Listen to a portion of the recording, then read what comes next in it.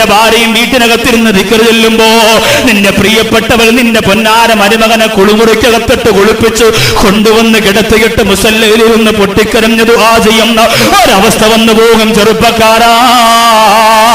അതുകൊണ്ട് അല്ലാഹുവിന്റെ റസൂൽ പറയുന്ന പോലെ ജീവിതത്തിലുള്ള പെണ്ണിന്റെ പിറക്കിനെ കുറിച്ച് നീ പഠിക്കണമെടാ. അടുക്കളയുടെ അകത്ത് നടക്കുന്നത് എന്തെന്ന് നീ അറിയണമെടാ. എന്നിട്ട് എവിടെയെങ്കിലും പോകാ, ഞാൻ 4 മണിക്ക് വരുമെന്ന് പറഞ്ഞാൽ 5 മണിക്ക് വരുമെന്ന് പറഞ്ഞാൽ കൃത്യമായിട്ട് വാക്കുപാലിക്കാനുള്ള ഒരു തയ്യാറെടുപ്പ് നിനക്ക് വേണേ. വാക്കുപാലിക്കുക. അപ്പൊ അല്ലാഹുവിന്റെ റസൂല് പറയുന്നു, അടുത്ത 4ാമത്തെ 3 കാര്യം നമ്മൾ പറഞ്ഞു. ഈ പറയുന്നത് ഓർമ്മ വേണം കേട്ടോ, ഇല്ലെങ്കിൽ തട്ടത്തോലെ വനിതാ ക്ലാസ് നടത്തിയണക്കാവും.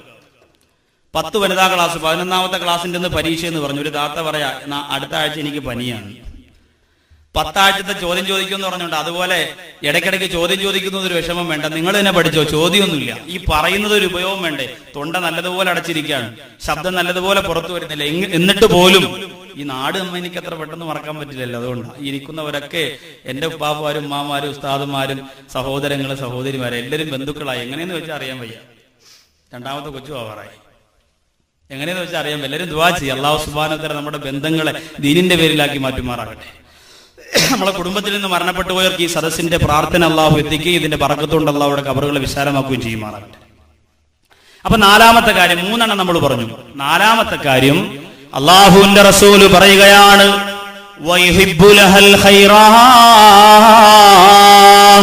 നിന്റെ ഭാര്യയ്ക്ക് വേണ്ടിയിട്ട് ഖൈറിനെ ഇഷ്ടപ്പെടണമെന്ന് പറഞ്ഞാൽ സമ്മാനം കൊടുക്കണം. സമ്മാനം വല്ലപ്പോഴും നിന്റെ ഭാര്യയ്ക്ക് ഒരു സമ്മാനം കൊടുക്കണം.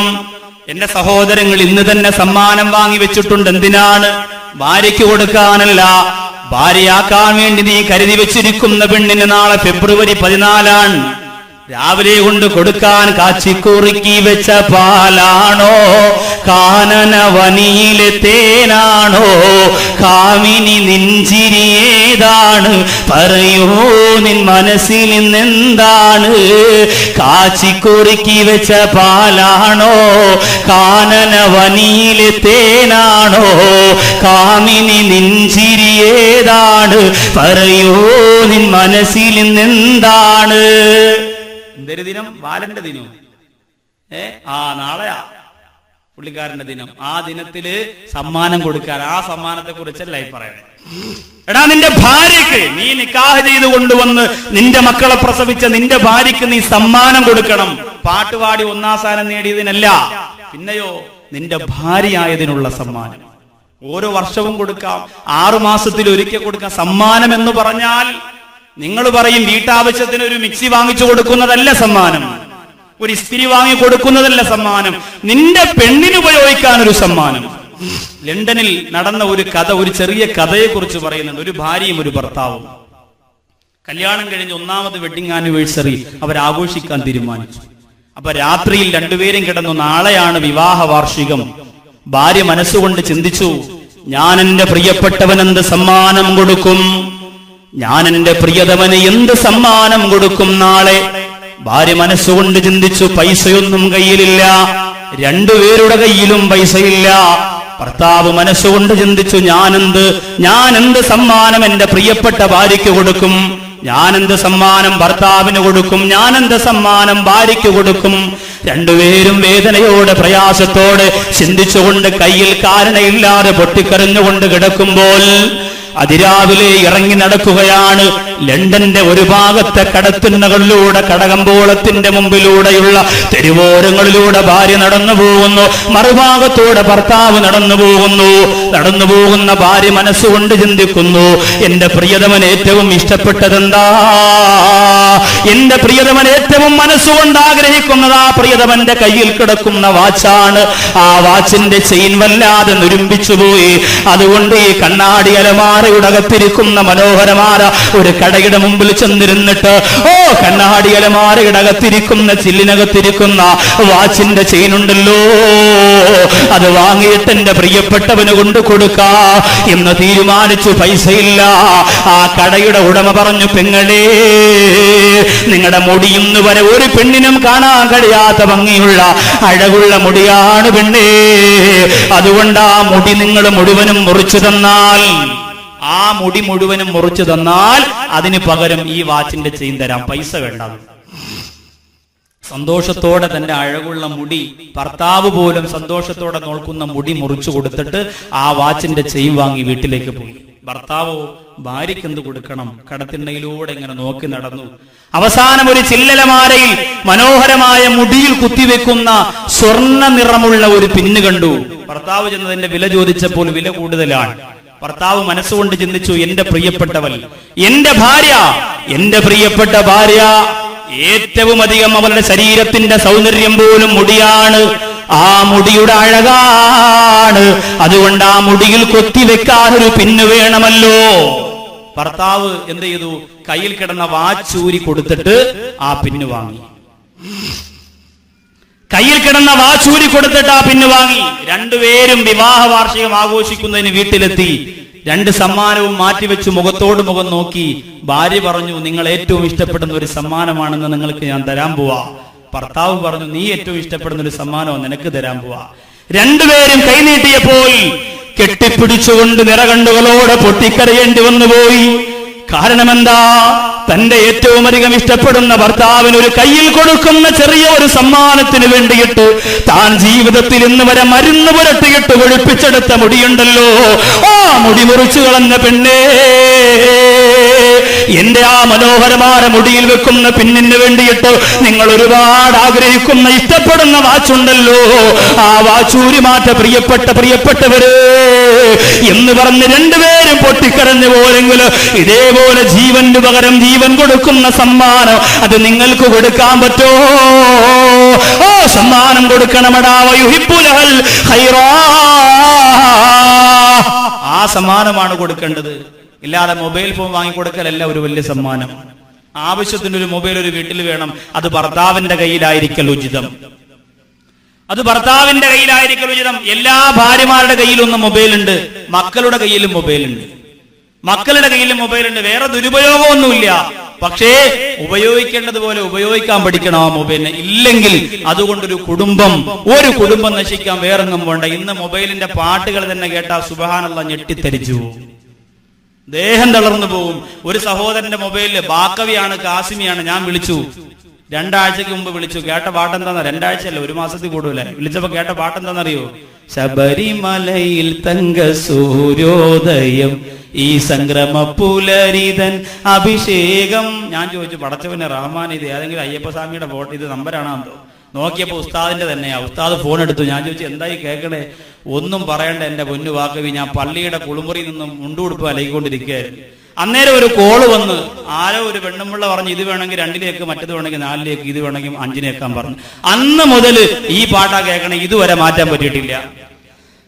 അന്ന് മുതൽ കേൾക്കണത് ഈ പാട്ട, ഇതുവരെ എന്നെ കൊണ്ട് മാറ്റാൻ പറ്റിയിട്ടില്ല. നമ്മൾ ആലോചിച്ച് എന്റെ വണ്ടി ഓടിക്കുന്ന ഒരു പയ്യനുണ്ട്, ഇത്രയേ ഉള്ളൂ. അവനാണെങ്കിൽ ഓടിച്ച് നാദാപുരത്ത് നിന്ന് വരെ ഉറക്ക പൊഴിഞ്ഞ് ദേഷ്യം വന്ന് വണ്ടി ഓടിച്ചിട്ട് വണ്ടിക്കകത്തിരിക്കണവരൊക്കെ ഞാനടക്കം ഉറങ്ങി. അവന് ഉറങ്ങാൻ പറ്റുന്നില്ല. ഇങ്ങനെ വന്നപ്പോൾ ഒരു ഫോൺ കോൾ വന്നു. പെട്ടെന്ന് വണ്ടി ഒരു സൈഡിലോട്ട് ഒതുക്കിയിട്ട് ഹലോ എന്ന് വിളിച്ചപ്പോൾ പറ, കാനഡ കോളുകൾക്ക് 6 രൂപ മാത്രമേ ഉള്ളത്. നമ്മൾ ആലോചിക്കും, എങ്ങനെ നമുക്ക് ദേഷ്യം വരാതിരിക്കും? ഒരു അത്യാവശ്യത്തിന് ചിലപ്പോ ഭാര്യയും കൊണ്ട് ബൈക്കിൽ തേരി കയറിക്കൊണ്ടിരിക്കുമ്പോഴാണ് പാക്കറ്റിൽ കിടന്നത്, ചിന്താമണിയെ നിന്റെ കള്ളക്കടക്കണ്ണിൽ, ഉടനെ നിർത്തിയിട്ട് സൈഡിലോട്ട് വെച്ചിട്ട് മൊബൈൽ എടുത്ത് വെക്കുമ്പോഴായിരിക്കും പറയാം, ഈ മാസം മുതൽ നിങ്ങൾക്ക് പാട്ട് ഫ്രീ ആയിട്ട് കേൾക്കാം, പൈസ ആദ്യം കൊടുത്താൽ മതി. ഇങ്ങനെയൊക്കെ എന്റെ പ്രിയമുള്ളവരെ 4 ഭാഗത്തിന് ഇത് നമ്മുടെ ഭാര്യമാരുടെ കയ്യിൽ കൊടുക്കും, ഇല്ലേ? എല്ലാ വീട്ടിലുമുണ്ട്. ആവശ്യത്തിന് വിളിച്ച് വിശേഷങ്ങൾ തിരക്കാൻ ഒരു ഫോൺ നല്ലതാ. പക്ഷെ അത് ദുരുപയോഗം ചെയ്യുന്ന ഭാര്യമാരുടെ കയ്യിൽ കൊടുക്കാൻ പാടില്ല. ദുരുപയോഗമാണെന്ന് കണ്ടാൽ അത് ഒഴിവാക്കൽ നല്ലതാണ്. അപ്പൊ സമ്മാനം കൊടുക്കുമ്പോ ഭാര്യയ്ക്ക് മനസ്സിന് ഏറ്റവും അധികം ഇഷ്ടപ്പെടുന്ന സമ്മാനങ്ങളാണ് നമ്മൾ കൊടുക്കേണ്ടത്. അല്ലാഹു ആ സമ്മാനങ്ങൾ കൈമാറാൻ നമുക്ക് ഭാഗ്യം തരുമാറാകട്ടെ. 5ാമത്തെ കാര്യം അല്ലാഹുവിന്റെ റസൂല് പഠിപ്പിക്കുകയാണ്. 5ാമതൊരു ഭർത്താവ് ചെയ്യേണ്ടുന്ന, 5ാമതൊരു ഭർത്താവ് ശ്രദ്ധിച്ചിരിക്കേണ്ടുന്ന കാര്യത്തെക്കുറിച്ച് ഹബീബായ പ്രവാചകര് പറയാ, ആ ഭാര്യയുടെ ചിലവ് നടത്തുക, ഭാര്യയുടെ ചിലവ് നടത്തി കൊടുക്കുക. ചിലവ് നടത്തുക എന്ന് പറഞ്ഞാൽ ചില സഹോദരങ്ങൾക്ക് ഒരു തീരുമാനമുണ്ട്. എല്ലാ ദിവസവും 50 രൂപ, 1 രൂപ പോലും കൂടുതൽ കൊടുക്കൂല. ജോലിക്ക് പോയാലും ഇല്ലെങ്കിലും എല്ലാ ദിവസവും രാവിലെ 50 രൂപ, ബിസ്മില്ലാ, എന്നും 50 രൂപ. വാളയാണെങ്കിലും വേളയാണെങ്കിലും മീനില്ലെങ്കിലും 50 രൂപ, മീനുണ്ടെങ്കിലും 50 രൂപ. അങ്ങനെയല്ല ചിലവിന് കൊടുക്കേണ്ടത്. ആഴ്ചയിൽ ഒരു ദിവസം ആ നാടിലെ മുന്തിയ മാംസാഹാരം നിന്റെ ഭാര്യക്ക് നീ വാങ്ങിക്കൊണ്ട് കൊടുക്കണം. താത്തമാര് പറയും, കോക്കും നിങ്ങളിത് പറഞ്ഞിട്ടങ്ങ് പോകും ഉസ്താദെ, വീണ്ടും അള്ളാണ് ഇവര് പഴയപടി തന്നെ വരും. എങ്ങനെ വരാതിരിക്കും? കഴിഞ്ഞ കൊല്ലം വാദമായിട്ട് നിങ്ങൾ വീണ്ടും പഴയ വടിയിലായില്ലേ, പിന്നെ അവരെങ്ങനെ പുതിയ വടിയിലാവും?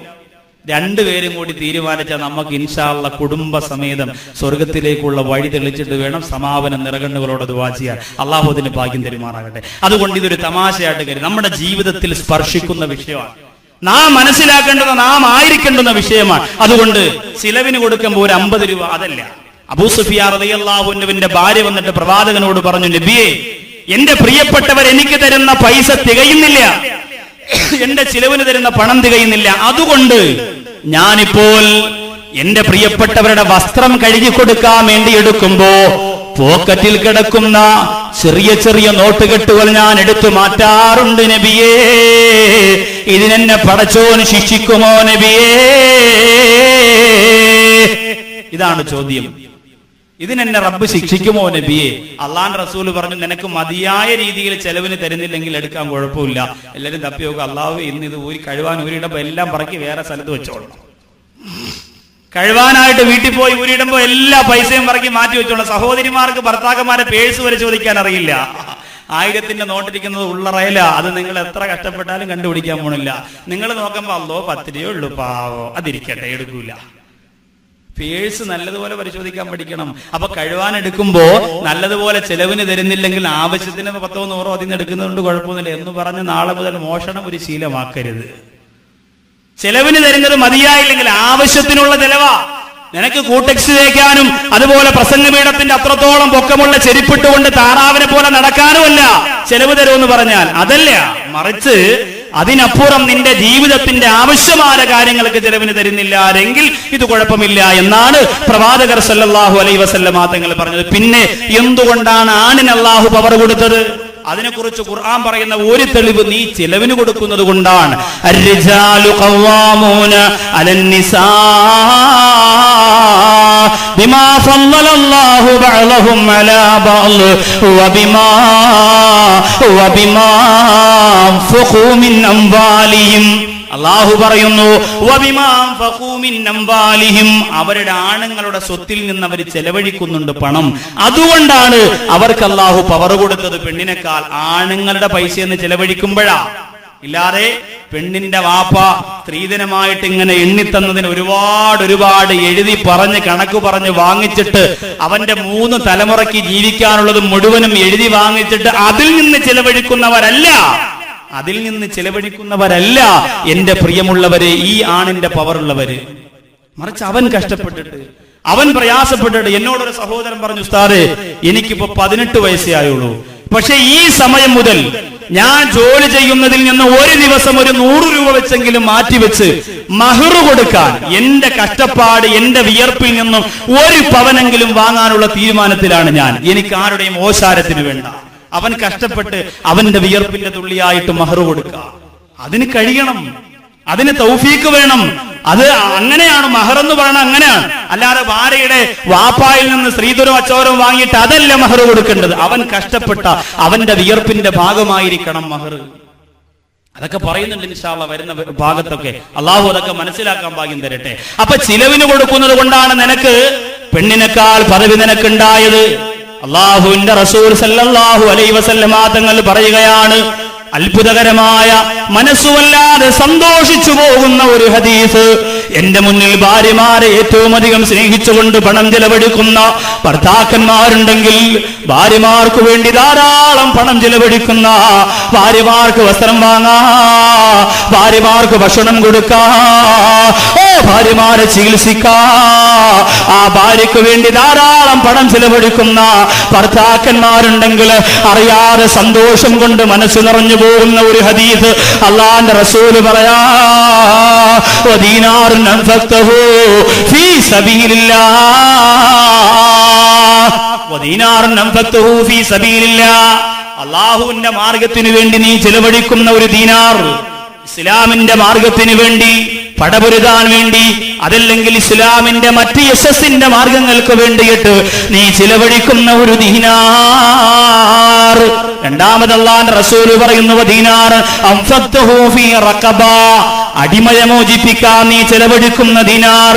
വദീനാറും തസദ്ദഖഹു അലാ മിസ്കീൻ, പാവപ്പെട്ട ഒരു യതീമിന്റെ ഒരു മിസ്കീനിന് വേണ്ടിയിട്ട് നീ സദഖയായി കൊടുക്കുന്ന ദിനാർ. വദീനാറുൻ അൻഫഖ്തഹു അലാ അഹ്ലിക, നിന്റെ ഭാര്യയ്ക്ക് വേണ്ടി നിന്റെ കുടുംബത്തിന് വേണ്ടി നീ ചിലവഴിക്കുന്ന ദിനാർ. അല്ലാഹുവിന്റെ റസൂൽ പറയാൻ 4 കൂട്ടരെ കുറിച്ച് പറഞ്ഞു. 1, അള്ളാഹുവിന്റെ മാർഗത്തിൽ ചിലവഴിക്കുന്ന ഒരു ദീനാർ. 2, അടിമകളെ മോചിപ്പിക്കാൻ ചിലവഴിക്കുന്ന ഒരു ദീനാർ. 3, വദീനാറുൻ തസദ്ദഖഹു അലാ മിസ്കീൻ, ഒരു ഓലമേയാൻ വകയില്ലാത്തവന് പട്ടിണിപ്പാവമായ ഒരു മിസ്കീനിന് നീ കൊടുക്കുന്ന ഒരു ദീനാർ. 4ാമത് അള്ളാഹുവിന്റെ റസൂൽ പറഞ്ഞു വദീനാറുൻ അൻഫഖ്തഹു അലാ അഹ്ലിക, നിന്റെ ഭാര്യയ്ക്ക് വേണ്ടി നീ ചിലവഴിച്ച ദീനാർ. സഹാബത്തിനോട് ചോദിച്ചു, ഇതിൽ ഏറ്റവും അള്ളാഹുവിന് ഇഷ്ടപ്പെട്ടത് എന്നറിയും? ഇത് 4 ചെയ്യണം. 4ൽ അള്ളാഹുവിന് ഏറ്റവും താല്പര്യമുള്ളത് 4 ചെയ്ത ഒരു മനുഷ്യനിൽ പടച്ചവൻ ഏറ്റവും ഇഷ്ടപ്പെട്ടത് ഏതാണെന്ന് നിനക്കറിയുമോ? സഹാബികൾ കൈമലർത്തിയപ്പോ അല്ലാഹുവിന്റെ റസൂൽ പറയുകയാ, അഅ്ലമുഹാജിറാ അല്ലദീ അൻഫഖ്തഹു അലാ അഹ്ലിക, നിന്റെ കുടുംബത്തിന് വേണ്ടി നിന്റെ ഭാര്യയ്ക്ക് വേണ്ടി നീ ചിലവഴിച്ച പൈസയില്ലേ, അതാണടാ ഏറ്റവും ഉത്തമമായതെന്ന് അല്ലാഹുവിന്റെ റസൂൽ പറഞ്ഞപ്പോ ഭാര്യമാർക്ക് വേണ്ടി വാരിക്കോരി പണം ചിലവഴിച്ച പ്രിയപ്പെട്ടവരുടെ മനസ്സുവല്ലാതെ നിറഞ്ഞു പോയി. എന്തുകൊണ്ടാണത്? മുഴുവനും സ്വദഖയാണെന്ന് അല്ലാഹുവിന്റെ റസൂൽ പഠിപ്പിക്കുകയാണ്. മുമ്പിലിരിക്കുന്ന സഹാബികളോട് പറഞ്ഞു, സഹാബാ, നിന്റെ ഭാര്യയുടെ വായിലേക്ക് നീ ഒരു ഗ്ലാസിൽ വെള്ളമൊഴിച്ചിട്ട് വായിലേക്ക് പിടിച്ചു കൊടുത്താ വെള്ളം നിന്റെ പ്രിയപ്പെട്ട ഭാര്യ കുടിച്ചാ കാനലഹു സദഖ, അതുപോലും നിനക്ക് സദഖയാണെന്ന് അല്ലാഹുവിന്റെ റസൂൽ പറഞ്ഞപ്പോൾ അർബാദ് ബിൻ സാരിയ എന്ന പ്രിയപ്പെട്ട സഹാബി സദസ്സിൽ നിന്ന് എഴുന്നേറ്റോടുകയാ. വീട്ടിലെ മുമ്പിലേക്ക് ചെന്നിട്ട് വിളിച്ചു പറഞ്ഞു, പെണ്ണേ ഒന്നിറങ്ങി വാ പെണ്ണേ. ആ പ്രിയപ്പെട്ട പെണ്ണിറങ്ങി വന്നപ്പോ പ്രിയപ്പെട്ടവരുടെ മുഖത്ത് നോക്കിയിട്ട് പറയുന്നു, പെണ്ണേ, ഇന്നലെ വരെ നിന്റെ കൈ കൊണ്ടാ ഞാൻ വെള്ളം വാങ്ങി കുടിച്ചത്, ഇന്നലെ വരെ നീ ചോറ് വാരി തന്നിട്ടുണ്ട്, ഭക്ഷണം തന്നിട്ടുണ്ട്, ഇന്നലെ വരെ എനിക്ക് വേണ്ടി എല്ലാം നീ ചെയ്തിട്ടുണ്ട്. പക്ഷേ ഇന്ന് വരെ ഒരു ഗ്ലാസ് വെള്ളം നിനക്ക് ഞാൻ എന്റെ കൈ കൊണ്ട് തന്നിട്ടുണ്ടോ?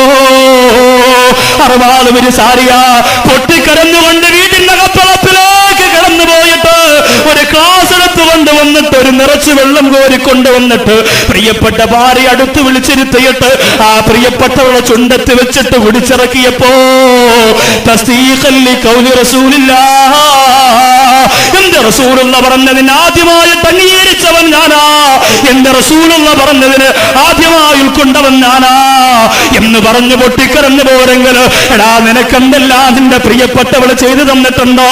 നീ പനി പിടിച്ചൊരു രാത്രി ഒന്ന് കിടന്നുപോയാ മക്കളെ പോലും ഉറക്കിയിട്ടുറങ്ങാറ് നിന്റെ അടുത്ത് വന്നിരുന്നു കൊണ്ട് കാല് തടവുന്നവളോ, അടുപ്പിലെ ചൂട് ചാമ്പൽ കൊണ്ട് വന്നിട്ട് കർച്ചീപ്പിൽ പൊതിഞ്ഞിട്ട് നിന്റെ മാറത്ത് പിടിച്ചിട്ട് നിന്റെ ചുമക്ക് ചികിത്സ നടത്തിയവളോ, എന്തെല്ലാം കഷ്ടപ്പാടുകളോ, എത്ര ഉറക്കമൊഴിച്ചിലുകളോ, എത്രയോ രാപാർക്കലുകളോ, എത്ര വേദനകൾ, എത്ര പ്രയാസങ്ങള്, അതെല്ലാം നിന്റെ പ്രിയപ്പെട്ട പെണ്ണ് സഹിച്ചിട്ടോ ഇന്ന് വരെ ഒരു ഗ്ലാസ് വെള്ളം നിന്റെ കൈ കൊണ്ട് ആ പെണ്ണിന് കോരി കൊടുത്തിട്ടുണ്ടോ? അർബാദ് ബിൻ സാരിയ ഓടിയതുപോലെ, അർബാദ് ബിൻ സാരിയ വീട്ടിലേക്ക് ചെന്ന് പൊട്ടിക്കരഞ്ഞതുപോലെ ഈ പൂവച്ചലിന്റെ മുമ്പിൽ നിന്ന് പോകുന്ന എന്റെ പ്രിയപ്പെട്ട സഹോദരങ്ങള്, എടാ നീ പെണ്ണ് കെട്ടിയാ ദിലീപിനെ പോലെ ആകാനല്ലടാ, ജയറാമിനെ പോലെ ആകാനല്ലടാ, മനോജ് കേജയെ പോലെ ആകാനല്ലടാ, അലിയാരികളെ പോലെ ആകാൻ പഠിക്കണം എന്റെ പ്രിയമുള്ളവരെ, അർബാദ് ബിൻ സാരിയെ പോലെ ആകാൻ പഠിക്കണം എന്റെ പ്രിയമുള്ളവരെ, അബൂ സലമയെ പോലെ ആകാൻ പഠിക്കണം എന്റെ പ്രിയമുള്ളവരെ. അതല്ലാതെ മനസ്സിനെ മയക്കുന്ന ആ പ്രസിദ്ധീകരണത്തിന്റെ കത്തളപ്പ് പ്രകാശിക്കുന്ന പുഞ്ചിരിക്കുന്ന പല്ലുമായിട്ട് തിരിച്ചിരിക്കുന്ന സിനിമാ ദമ്പതിമാരുടെ പാത പിൻപറ്റാ എന്റെ സഹോദരങ്ങൾ മനസ്സ് വെക്കല്ല. ഒരു ഗ്ലാസ് വെള്ളം നിന്റെ പ്രിയപ്പെട്ട ഭാര്യയ്ക്ക് നീ കോരിക്കൊടുത്താൽ കാനലഹു സ്വദഖ, അതുപോലും നിനക്ക് സ്വദഖയുടെ പ്രതിഫലമാണ്. ചെലവിന് ഈ പൈസ ഇങ്ങനെ കൊടുത്താൽ മാത്രം പോരാ. അള്ളാഹുവിന്റെ റസൂല് പറയുന്നു, ഒരു ഭർത്താവ് ഭാര്യയ്ക്ക് കൊടുക്കുന്നതിൽ ഏറ്റവും നല്ലതെന്താ? അവൻ പഠിപ്പിച്ചു കൊടുക്കുന്ന അറിവാണത്രേ.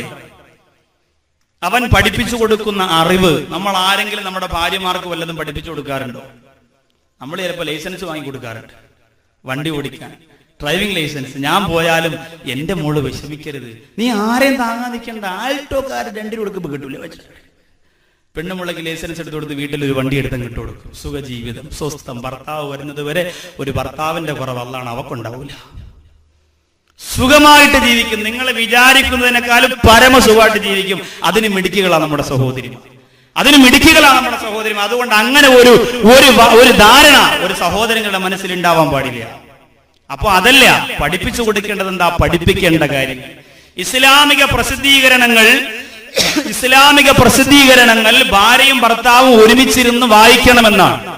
ഇസ്ലാമിക പ്രസിദ്ധീകരണങ്ങൾ ഭാര്യയും ഭർത്താവും ഒരുമിച്ചിരുന്ന് വായിക്കണമെന്നാണ്. വായിച്ചിട്ട് അതിന്റെ ഗൗരവം എന്റെ പ്രിയപ്പെട്ട സഹോദരങ്ങൾ മനസ്സിലാക്കിയിട്ട് ഓരോ ഭാഗങ്ങൾ പഠിക്കണം. ഭർത്താവ് ഭാര്യയ്ക്ക് പറഞ്ഞു കൊടുക്കണം, ഭാര്യ അത് കേട്ട് പഠിച്ച് മനസ്സിലാക്കി ചിന്തിക്കണം. അപ്പൊ അങ്ങനെയുള്ള അറിവ് ഞാൻ പറയട്ടെ. നമ്മളെ പൂവച്ചൽ പള്ളിയിൽ നടക്കുന്ന ജുമാ പ്രസംഗം, ആ ജുമാ പ്രസംഗം മാത്രമാവട്ടെ, എന്തെങ്കിലും ഒരായത്തോ ഒരു ഹദീസോ കേട്ടിട്ട് അത് നേരെ ചെന്ന് വീട്ടിൽ പോയി ഭാര്യയോട് പറയണം. അത് പിന്നെ എങ്ങനെ നമ്മൾ കേൾക്കും? അബൂബക്കർ സിദ്ദീഖ് ഉമർ റളിയല്ലാഹു അൻഹു എന്ന് പറയുമ്പോഴാണ് കഴിവിട്ട കൊണ്ട് ഉണങ്ങിയെന്ന് നമ്മൾ നോക്കുക വീട്ടിലിരുന്ന്. എന്നിട്ട് ഓടി വന്ന് ഏറ്റവും പുറകിൽ വന്ന് നിൽക്കും, പോക്കറ്റിൽ 50 പൈസയും കാണും ബക്കറ്റിലിടാൻ. അതോടുകൂടി കിട്ടുന്ന ചെരുപ്പ് കൊടുത്ത് കാലിട്ടുകൊണ്ട് ഇറങ്ങി ഒറ്റ ഓട്ടം. അവസാനം അവിടെ കിടന്ന് പാവപ്പെട്ടവരിങ്ങനെ കറങ്ങും. അല്ലാഹു ഇന്നും പോയി വാപ്പാ ചെരുപ്പ്. കുഴപ്പമില്ല മക്കളെ, എല്ലാ ചെറിയ പള്ളികളിൽ വരെ അത് നടന്നുകൊണ്ടിരിക്കുകയാണ്. ചെറിയ പള്ളികളിൽ വരെയും. പണ്ട് കാലത്ത് പാളയം പള്ളിയിൽ മാത്രമേ അങ്ങനെ ഒരു പേരുണ്ടായിരുന്നുള്ളൂ. ഇപ്പൊ അതല്ല, എല്ലാ പള്ളികളിലും നിസ്കരിച്ചു കഴിഞ്ഞ് ഇറങ്ങി വന്ന വേറെന്തോ വാങ്ങാൻ പോകണൊക്കെ ഒരൊറ്റ ഓട്ടാ, സ്വർഗം കൊടുത്തണൊക്കെ ഓടണേ. അങ്ങനെ ഓടുമ്പോ കിട്ടണ ഏറ്റവും നല്ല ചെരുപ്പ് ബിസ്മില്ല അവന്റെ കാലിൽ കയറി. നടക്കണത് വിറച്ചുറച്ചാണെങ്കിലും കിട്ടണ ചെരുപ്പ് നല്ലതായിരിക്കും. അതുകൊണ്ടാണ് നമ്മളോട് പാടില്ല. അന്യരുടെ സാധനം നമ്മൾ അറിയിക്കാത്ത നമ്മൾ എടുത്തിട്ടുണ്ട് ഇങ്ങനെ ഓടിപ്പോകാം. നമ്മൾ ഗൗരവത്തോടെ തന്നെ അതൊക്കെ കണക്കാക്കണം. അള്ളാഹുവിന്റെ പള്ളി നിസ്കരിക്കാൻ വന്നവരാ, മനസ്സുകൊണ്ട് അവരുടെ ശാപം നമ്മൾ വാങ്ങരുത്. പടച്ചവൻ കാത്തുരക്ഷിക്കുമാറാകട്ടെ. അപ്പൊ അതുകൊണ്ട് തന്നെ സഹോദരങ്ങൾ ഗൗരവത്തോടെ ചിന്തിച്ചോ. വെള്ളിയാഴ്ച ജുമഴയ്ക്ക് പള്ളിയിൽ വരുമ്പോ കേൾക്കുന്ന പ്രസംഗം മാത്രം മതിയല്ലോ ഒരാഴ്ചയിൽ നിന്റെ ഭാര്യയ്ക്ക് പറഞ്ഞു കൊടുക്കാൻ. ഇന്നു വരെ നമുക്കതിന് കഴിഞ്ഞിട്ടുണ്ടോ? എന്നാൽ ഇനി കഴിയണം. അടുത്ത വെള്ളിയാഴ്ച നമ്മൾ നേരത്തെ പള്ളിയിൽ വരും. ഏത് പള്ളിയിലാണെങ്കിലും, കൊണ്ടിയൂരാണെങ്കിലും, പൂവച്ചലാണെങ്കിലും, ആമച്ചലാണെങ്കിലും, ആനച്ചലാണെങ്കിലും, കുറ്റിച്ചലാണെങ്കിലും, ചെറ്റച്ചലാണെങ്കിലും, എവിടെയാണെങ്കിലും അല്പം നേരത്തെ ആ പള്ളിയിലേക്ക് പോയി ഉസ്താദ് പറയുന്നത് എന്താന്ന് കേട്ടിട്ട് അതിന്റെ ഒരല്പം എന്ത് ചെയ്യണം? നമ്മുടെ പ്രിയപ്പെട്ട ഭാര്യയ്ക്ക് പറഞ്ഞു കൊടുക്കണം. റസൂലുള്ളാഹിയുടെ മുമ്പിൽ ബഹുമാനപ്പെട്ട അബൂ സലമ റളിയല്ലാഹു തആല അൻഹു ഇരിക്കുകയാണ്. അല്ലാഹുവിന്റെ ഹബീബായ പ്രവാചകർ ഒരു ദിക്ർ പറഞ്ഞു കൊടുക്കുകയാണ് അബൂ സലമയ്ക്ക്. അബൂ സലമ റളിയല്ലാഹു തആല അൻഹു ആ ദിക്ർ കേട്ടപ്പോൾ ഓടി വന്ന് വീടിന്റെ മുമ്പിൽ വന്നിട്ട് ഓടിവാ ഉമ്മു സലമ, ഓടിവാ ഉമ്മു സലമ.